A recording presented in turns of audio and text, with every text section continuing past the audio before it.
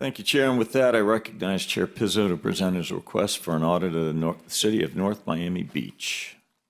You are recognized. Thank you, Mr. Chair. In the most innocuous of fashion and sterilized, as we mentioned before, I'm simply requesting the Joint Legislative Auditing Committee direct the Auditor General to perform an operational audit of the city of North Miami Beach. And the audit scope should include the city's compliance with policies and procedures, applicable state laws, rules, regulations, contracts, and good business practices in the area of several things. And that is my request. I'm going to keep it there. Members, are there any questions? Representative Benjamin. Yes, I do have a question just as it relates to when the complaint came about, because representing that area, I've not received any complaints. Mr. Chair. Sure. Rep. Benjamin, North Miami Beach is a place where for several years I raised my children, remain intimately connected with, and have received any number of phone calls, text messages, and emails, and I'd be happy to provide those to you as it relates to that. And I wish to, whether this is the proper moment to do so or perhaps in debate, address what I would characterize no less than completely unnecessary situation that occurred after this request was put into staff.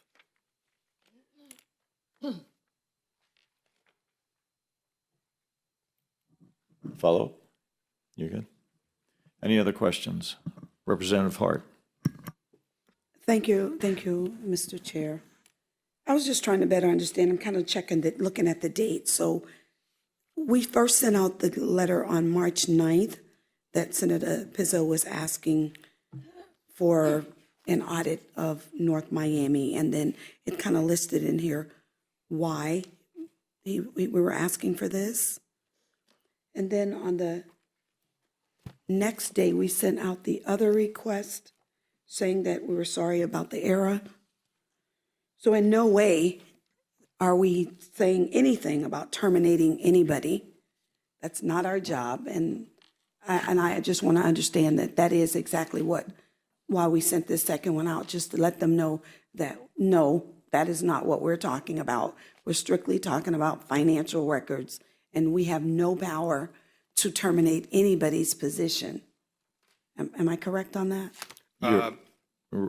Senator? Chair, you're recognized, Chair. Thank you.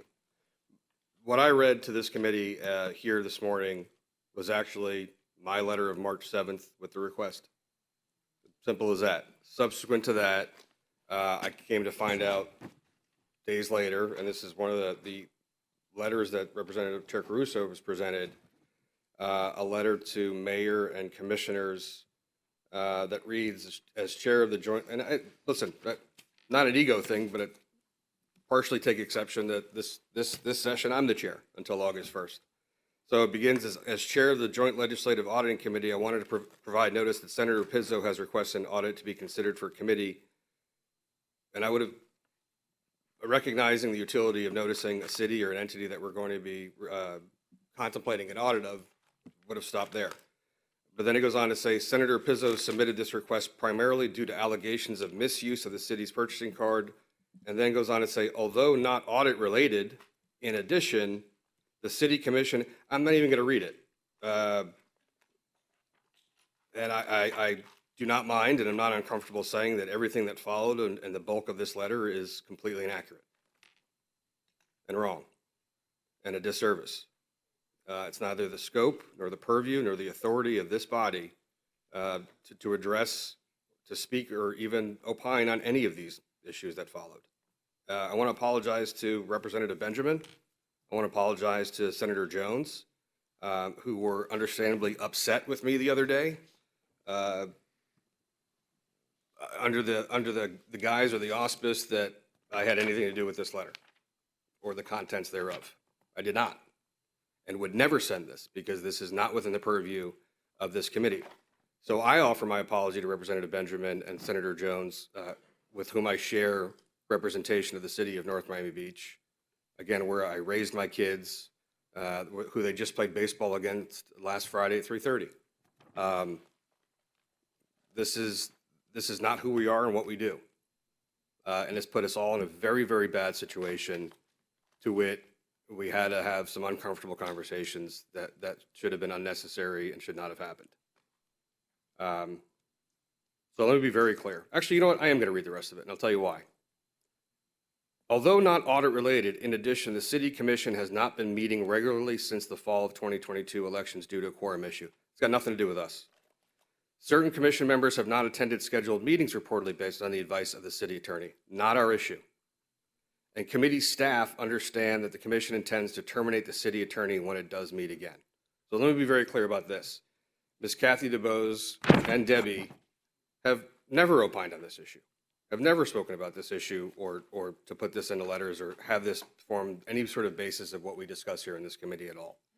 In fact, the city attorney and I have known each other for years. Our kids play baseball against each other. His son's a really good baseball player. This is not our purview. I don't know what's going to happen at the city or what the city does, because I am one of the people who believes that town mothers and fathers govern best. And I see Commissioner Mackenzie Florimon here this morning, and I see the city manager, Arthur Story. I'm sorry for this. This is not what I asked for. This is not what the committee asked for. This is not what we do. And I'm sorry if you came up here because of it. We're a bookkeeping function, not this. And I also, be very candid. I think you and maybe a couple other people took this as me targeting Black Democrats in the city of North Miami Beach. That really hurts me. It hurts me that I had to have that conversation. And I think city managers here, Mr. Story, will recall that, we've been sort of in the trenches together on a couple of things. Sure, 2 weeks after Surfside, you're evacuating an entire building at Crestview. My former chief of staff, Maggie, sitting behind us, was there till 2:30 in the morning, making sure people got out of their homes safely. And I see Ron Book here, who, without Ron Book, those people would not have been housed and fed. So I take exception. I really do. And Representative Caruso, I'd be remiss if I didn't say that you put us all in a really bad situation. And for that, I apologize, Mr. Chair.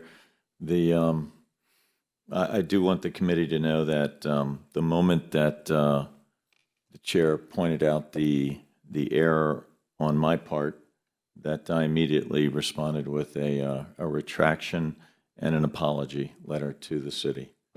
And got that out. So he did point it out, and asked me to send out a letter of apology, which I did. Sure. So here's what I'm going to do, because this got really messed up and really muddy. And this is my own city, so I have to lead by example. I'm going to ask to temporarily postpone this audit. Okay? Everyone should fully expect that I'm going to bring it back. But here's what I'm not going to do. I'm not going to have things like this happen and my wife go to baseball games and sit on the bench and have to hear it from residents. Not fair. Not cool. And for somebody who spent, I don't know how many thousands of hours away from my kids while I was a prosecutor, protecting and prosecuting, investigating crimes, especially involving Black children, with my entire adult life, I take exception to any insinuation, to any suggestion, to anything that anyone would suggest other than just a clean clinical audit request for bookkeeping. But these waters have become muddy, and this is unnecessary. And if I don't lead by example by something that is a good faith request for an audit and be willing to go ahead and postpone it and not consider it, then I can't expect good faith and the highest of ethics from the rest of the members of this committee or my colleagues. So at this time, I'm going to be withdrawing and temporarily postponing this request for an audit. Okay, there being a motion to temporarily postpone the audit request for North Miami Beach. Second. I have a second. Representative Benjamin. All in favor of adoption of the motion, say yay. Yay. All opposed, say nay. The motion is adopted. Okay.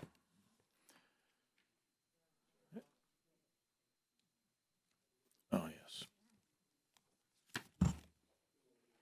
Arthur Story, City Manager, City of North Miami Beach. You're just want- recognized. Thank you, sir. I just want to put on the record, I want to thank Senator Pizzo. We definitely did feel a way about the letter that came, and I did see the letter was recalled. But I just want to come up and go on the record to thank you for clarifying the misstep. And we're here to work together. As you say, we've been in the trenches a long time on a couple items, so definitely appreciate you and appreciate this board for their time. So at that time, also want to, apologize to my lobbyists that I forced to get up and get out here this morning because I wasn't sure I was going to make it. So, and my commissioners here as well, Commissioner Florimond. But thank you very much, Senator Pizzo, and I thank this board for their understanding. Thank you. Thank you, Mr. Suri, and again, my apologies for having you to come up here. Commissioner Mackenzie Florimond, if you'd like to speak.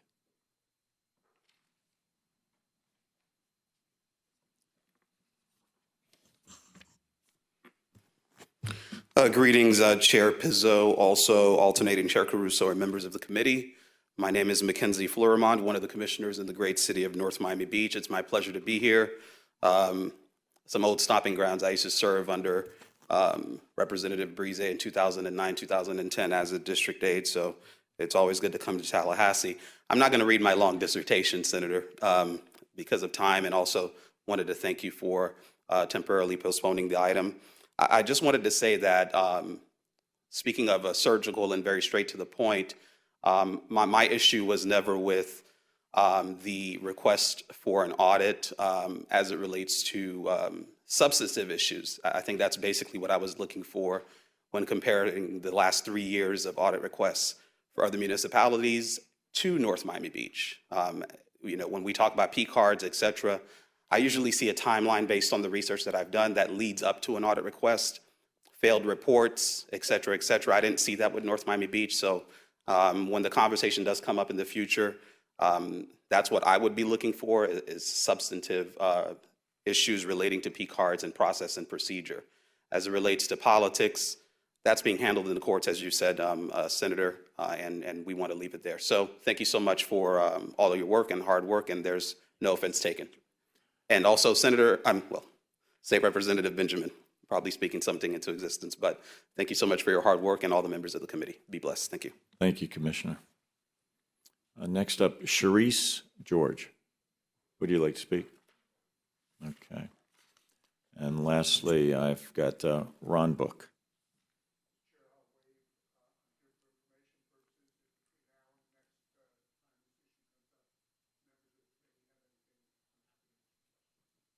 Thank you, Mr. Buck. Okay. That being said, okay, for our last audit request, I'll recognize Chair Pizzo to present his request for an audit of Pride. Thank you, Mr. Chair. I am requesting the Joint Legislative Auditing Committee to direct the Auditor General to perform an operational audit and a performance audit of the Prison Rehabilitative Industries and Diversified Enterprises Incorporated, otherwise known as Pride. The last Auditor General operational audit report of Pride was dated December 12, 1996. Report number 12859. In accordance with Section 946(516) subsection 3 Florida statutes, Pride is required to obtain an annual financial audit of its accounts and records by an independent certified public accountant retained by it and paid from its funds, and in accordance with Sections 11.45 subsections 3T and 946(516) subset 3 Florida statutes, the Auditor General is authorized to conduct audits of Pride, although the Auditor General is required to conduct operational audits of state agencies and other governmental entities. There is no requirement for the Auditor General to conduct such audits of Pride. But at a minimum, the audit scope should include Pride's controls and compliance with state laws, rules, regulations, contracts, and other requirements. The committee should direct the Auditor General to perform a risk assessment similar to what the office does for state agency operational audits and use the results to set the audit scope. In addition, I request that the 18 months after the release of the audit report, hopefully sooner, that's not in the letter, but I'm just throwing that in there for a little commentary, the committee direct the Auditor General to conduct a follow-up audit to determine the status of any audit findings included Pride's original audit report. That's the request. Thank you, Chair. Are there any questions, members? You're recognized. Thank you, Mr. Chair. Is there any particular reason that we can identify that there has not been an audit since December 12, 1996? Are you asking me? Sort of, yes. Are you aware of any reason why? I haven't been the chair until now. Okay. You're requesting the audit, so I just thought maybe you had some background. Yeah, it's been a long time. I candidly, I'm obviously very interested in criminal justice issues, criminal law issues. Mindful that 30% of our prison population is released every year. Despite even the Department of Corrections efforts to go ahead and increase reading levels and GED and education, vocational, even those wanting everything from drug rehabilitation, substance abuse treatment to just a GED are having an impossible time. And upwards of 60% of those that want vocation or education are not able to get it, not by their own doing, but just by the lack of availability of resources and getting teachers to show up. So from a vocational perspective, the trades that are being learned and the work that's being done, Pride has an exclusive by statute. No one else can bid or be able to come in and be competitive. So it's time to take a look. Any other questions, members? As a Representative Lopez. follow-up to Senator Davis's question, does the Auditor General know whether anyone's ever requested an audit since 1996? No. It used to be in statute that we would perform a financial and operational audit of Pride periodically, I think once every 3 years or so. When the legislature took that requirement out of law, they were still getting a financial audit by a financial auditor, but there was no requirement for an operational audit anymore, and that's why there hasn't been one in the interim. I have a question. Yes, sir. Mr. Chair, for me. You're recognized. Thank you. Actually, I have two questions. Okay. The first, I met with a representative of Pride last week. There was some suggestion, I don't want to mischaracterize what the assertion was, but just there was a question that was raised as to whether or not Pride would be subject to your authority and purview because they ascribe to federal accounting principles of some sort and not state. Do you have that same interpretation? No, my interpretation is they have the authority to audit them. Okay. And the second was some measure of exemption on certain records under